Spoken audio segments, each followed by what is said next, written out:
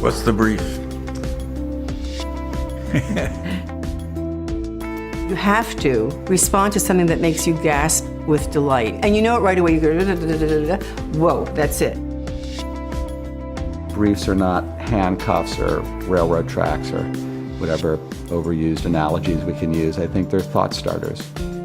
For me, it is not a printed piece of paper. If we were to get a brief, the shorter the better. It has changed, the role of the creative brief. I don't think it's ever been as important as it is now. Simplicity is everything. The more concise and the sharper the point of view is as to what is the problem, the better the work will be. Say what's a creative brief? I think it's a short form communication tool from a client, or you develop with a client to sort of set out the mission. It's a clarity of purpose. A brief is nothing more than an open statement of ambition for a brand or a client.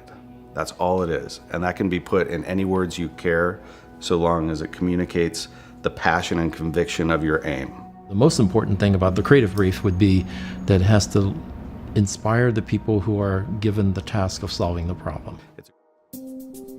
The fact that the word is called brief is interesting, because briefs can often be very long. A big fat document that is the history of the company. We've gotten some that have made no sense. Maybe it's a bad brief, it has too many pieces. Overly detailed. Least brief of all briefs. We've gotten some that have been a little restrictive. You gotta be kidding, I can't guarantee you I'm gonna do that. We have this phrase amongst all of us in the business, your briefs are showing. And the brief was either too prescriptive or the project was the wrong project for the person responding. Elements that can make a brief more exciting. There are two key areas really. One's what you actually put into it. It's definitely true that they can tend to be collections of facts, and don't get me wrong, facts are very, very important. Briefs are there to keep you on the straight and narrow through what can be quite a chaotic process. But at the same time, they have to inspire, they have to kind of set off explosions in people's minds, particularly in creative people's minds. There's lots of different ways that you can give people inspiring information.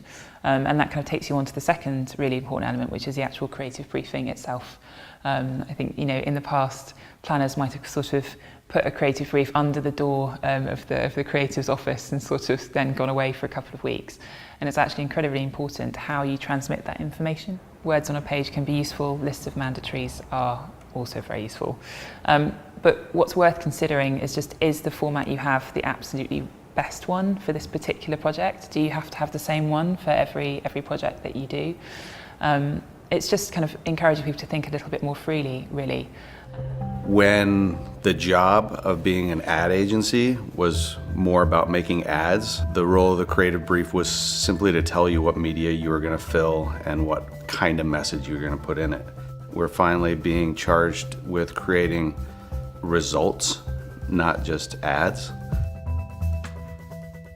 The best briefs I've ever worked on have always been the most audacious and seemingly impossible, including the Samsung one. And their brief was simply stated, we want to be a credible number 2 to the smartphone leader.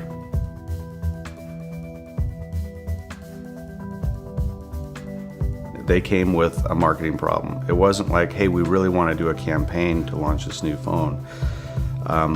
The marketing problem that, as it was given to us, is we have the best innovation in the marketplace, which was true. Nobody knows about it, which is also true. And the only way to kind of push against their main competition was to be aggressive about messaging that they had taken the innovation advantage. So it's just like, okay, that's a great marketing problem. You have a better product and no one knows it. If it comes to us that clean, which is really rare, it's a very exciting creative brief. But who knew, in a year, and at least in public and brand terms, they were number 1, and now they're number 1 in sales. Audacious briefs, baby. Make shit happen. Well, the brief sparks something. Probably, the one that we'll always talk about the most is the 1996 Olympics for Nike. And we'd been stumbling for a while and trying to come up with the work and come up with the brief and so forth. But then finally, sport is war minus the killing. So that was the brief, and that set the tone. Now, that was backed up by a summer long of interviews that we've done with the athletes where we knew, not just intuitively or instinctively, but we knew for a fact how they felt in their hearts about competition. And the brief is what gave us the kind of the guideposts in terms of the mood and the kind of work that we created. When you say sport is war minus the killing, there's a certain tone in there. And if you look at the 96 work for Olympics, it was pretty controversial. It wasn't just marketing speak.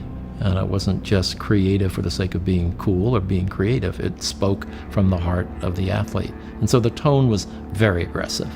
And that brief helped to set that tone.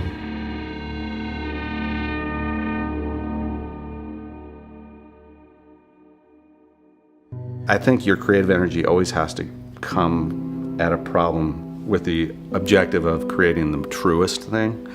You always have to be protected by truth. You're naked. Without the truth, there's nothing left. Let's cut the marketing bullshit and just get to the truth. And then we can go from there.